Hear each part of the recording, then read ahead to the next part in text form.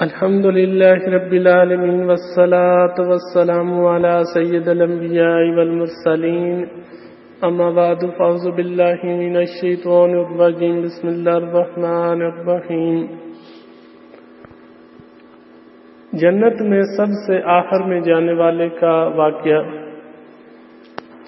حضرت عبداللہ بن مسعود رضی اللہ تعالیٰ عنہ روایت کرتے ہیں کہ اللہ کے آخری نبی حضرت محمد مصطفیٰ صلی اللہ تعالیٰ علیہ وآلہ وسلم نے ارشاد فرمایا کہ میں یقیناً اس شخص کو جانتا ہوں جو جہنم سے نکل کر جنت میں سب سے آخر میں جائے گا۔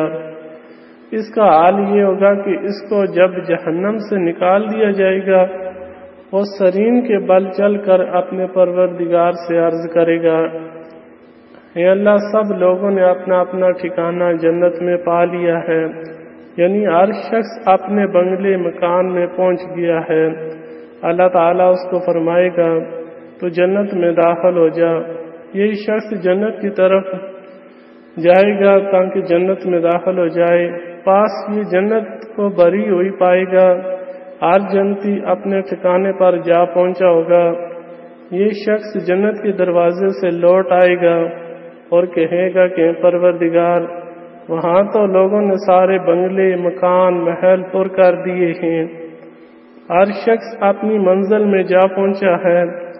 اب خدا تعالیٰ اس کو فرمائے گا، کیا تو اس کو دنیا والا زمانہ تصور کر رہا ہے جس میں تو زندگی گزار کر آیا ہے؟ وہ کہے گا جی ہاں۔ اس کو اللہ تعالیٰ فرمائے گا تو تمنا کر۔ وہ تمنا کرے گا کہ خدا تعالیٰ اس کو فرمائے گا کہ تیرے لیے وہ ہے جو تو نے تمنا کی ہے اور تیرے لیے دنیا کے 10 حصے سے زیادہ ہے۔ اب وہ بندہ اللہ تعالیٰ سے کہے گا، اے میرے پاک پروردگار، تو میرے ساتھ مذاق کر رہا ہے، حالانکہ تو بادشاہ ہے۔